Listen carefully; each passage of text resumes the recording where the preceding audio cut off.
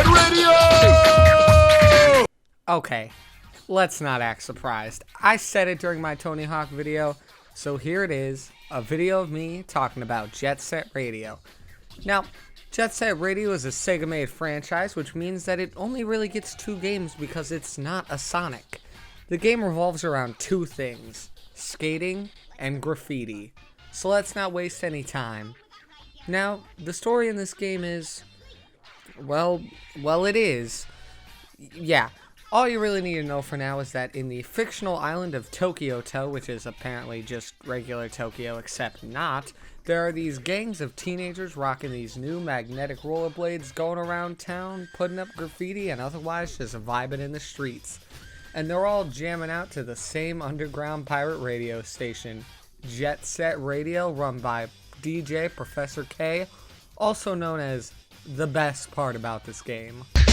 This is your very own guerrilla broadcaster, Jet Set Radio! Right off the bat, this game just oozes style. Each character has their own dances and victory animations, voice lines. They're all unique, and they all also play differently. Some characters have more health, some are faster, some have harder graffiti patterns but also give out more points. It really gives you a reason to kind of just go through and test all the new characters and find out which one suits your playstyle. I personally found myself using the speedier characters like Mew or Yo-Yo, but I do occasionally switch to some of the other cast. So what do you do in this game, you ask? For the main stages in the game, you'll be dropped into part of the city and tasked with tagging spots to mark our turf. Each level is decorated with paint cans and rival skaters. Roll around, pick some up, and you can start tagging. If you see a wall or surface with an arrow over it and you have paint, you can tag it. Some are quick and only really require 1 can and can be done by dashing or wall riding, but other spots might require you to stop and do these quick stick patterns in order to tag them. Some characters, like I mentioned, have harder patterns but give out more score if you can complete them in 1 combo. And if you know your character well enough, you can even start doing the patterns before they appear, which will let you complete some sequences really quickly. And to be honest, that's about it. Skate around, grind some fat rails, and leave your mark on the town. Extremely simple, but also super well polished. Plus, it won't be as easy as you think, especially when Onishima steps in. You see, the police have decided to crack down on the teams, trying to grab them as they pass by and setting up blockades and... Oh my god! He just shot that kid! Yeah, okay, never mind what I was saying before. The police in this game don't just want to stop us, they pretty much want to exterminate us. They'll call in armed patrols, helicopters, tanks.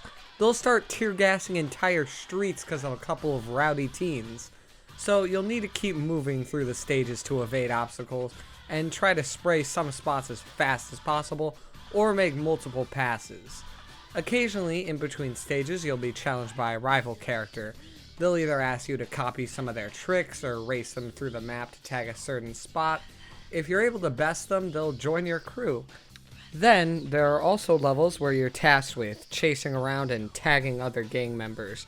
They travel on predetermined paths, however, so you might have to loop them around the stages a couple times to take them down.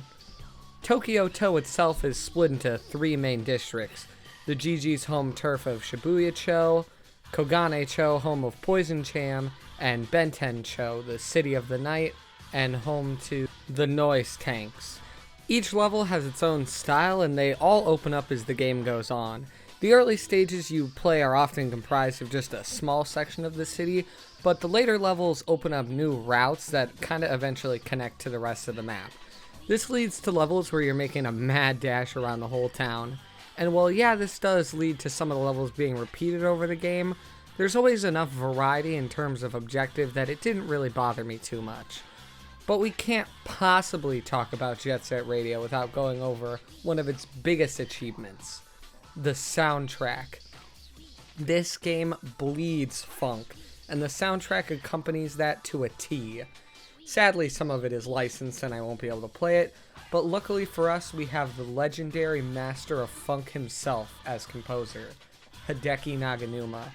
His songs are a beautiful assortment of techno instrument hybrids with lyrics sampled from the most random of places, but they all just fit so perfectly that it really wouldn't be a Jet Set game without his music, and I really look forward to anything this guy does in the future. Now, you may be wondering why we're doing all this, and the answer to that lies in the story.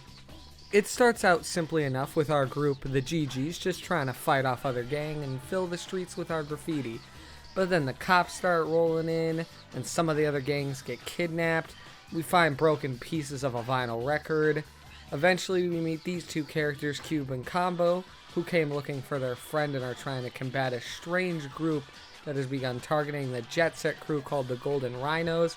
After dealing with that and a bunch of assassins they hired, are you still following?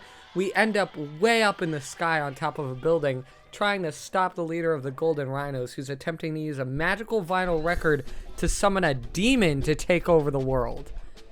Now, I know that last part sounded like it came from a fucking Shin Megami Tensei game, but I assure you, this is what happens in Jet Set Radio. The story itself is kind of all over the place, but the game manages to somehow make it feel all normal.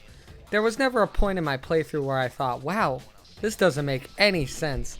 I kind of just rolled with what the game threw at me, no matter how crazy it seemed. I think it's probably because the game itself doesn't really take it too seriously. It knows exactly what it is, and you're just kind of along for the ride.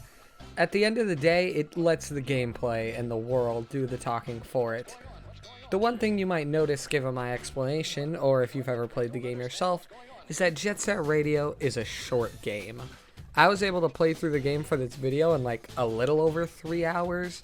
Now, keep in mind I didn't play through all the optional missions, so there is more to do, but if you're going to be doing just the main story, you can knock the game out in one sitting.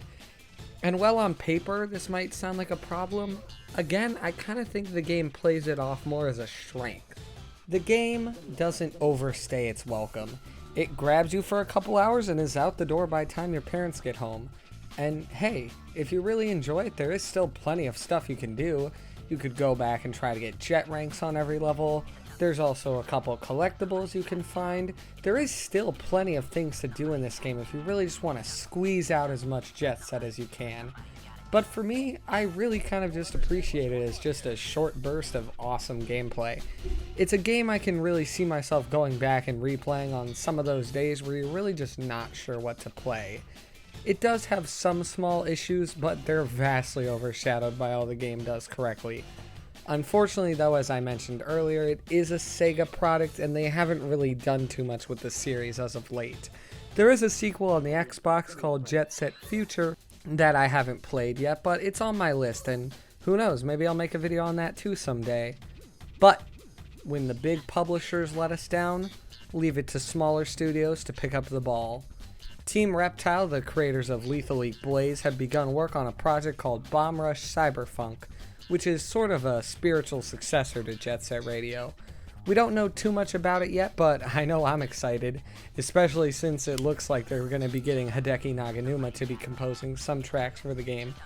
I'll also probably cover this game when it comes out, so we can all look forward to that together.